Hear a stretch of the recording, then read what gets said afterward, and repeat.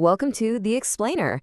So today we are diving into one of the most famous texts in all of history, but we're going to look at it from an angle you've probably never even thought about. You know them, right? The Ten Commandments. We've all heard of them. Carved on stone, handed down on a mountain. I mean, they're probably one of the most well-known religious and ethical texts, period. And we think we know what they are. Just a simple list of do this, don't do that. But what if that's not the whole story? What if there's something much, much bigger going on? What if, instead of just a moral checklist, the Ten Commandments are actually something way more ambitious? Like a constitutional charter, a foundational document designed specifically for a world that had gone completely off the rails. See, to really get what they're all about, we can't just look at the commandments by themselves. We have to understand the world they were given to.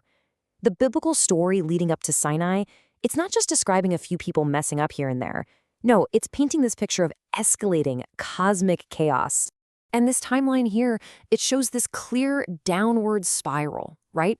It all starts in Eden with just one act of rebellion. But it doesn't stop there, not even close.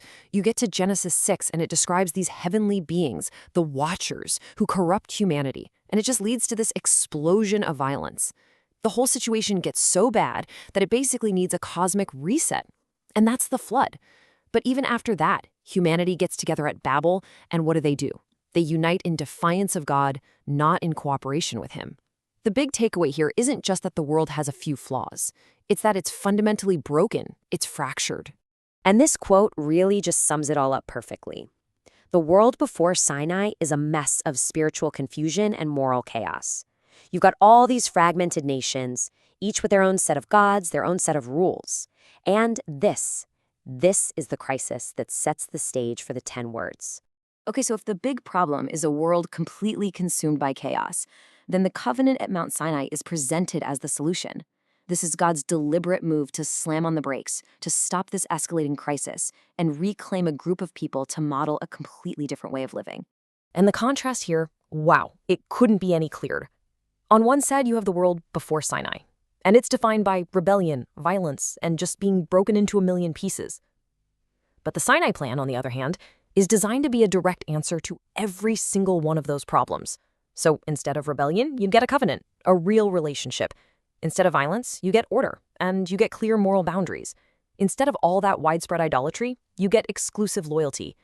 And instead of fragmentation, the whole goal is restoration. And this brings us right to the core idea. We've got to stop thinking of these as just 10 simple rules. We need to start seeing them for what they are, the constitutional framework for this brand new, reclaimed society. This is the charter for a nation that was meant to be the answer to all that chaos in the world. In fact, the original Hebrew doesn't even call them the 10 Commandments. The actual term is Aseret Hadvarim, which literally translates to the 10 words, or the 10 utterances. Now, this might seem like a small detail, but it's a huge distinction. It frames them less like some rigid legal code and more like these foundational divine principles, the core values that an entire nation is going to be built on. And what's really fascinating is that the structure itself isn't random at all. It actually follows the exact pattern of an ancient political treaty between a powerful king and his people. Check it out. First, the king identifies himself. I am the Lord your God. Then he reminds the people of all the good things he's done for them. Hey, I'm the one who rescued you from slavery in Egypt. It's only after he establishes who he is and what he's already done that he lays out the terms of the relationship, the 10 words. So obedience isn't about earning your way out of trouble. It's the natural response to the rescue that's already happened.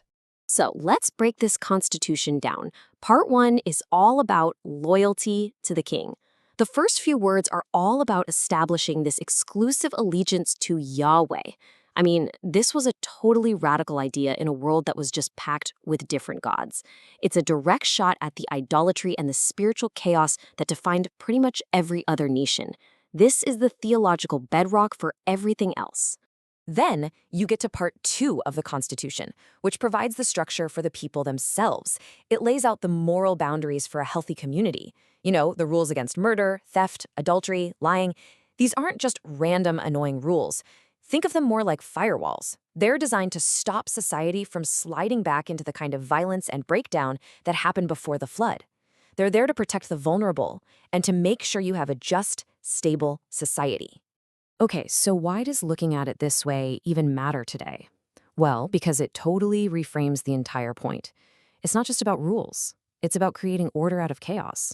When you see it like this, the 10 words become so much more than just some ancient list of rules. They're a blueprint, a vision for what a restored humanity, living in a right relationship with its creator and with each other, could actually look like. And this quote just nails the ultimate goal perfectly. These words are the very foundation for reestablishing the moral order that was intended for the world from the very, very beginning. So the point isn't restriction, it's all about restoration. Which, leaves us with one last thought. If the 10 words were originally a constitution designed to bring order to a fractured, chaotic world, well, what parts of our own chaotic world today are they still speaking to? Something to think about. Thanks for tuning in.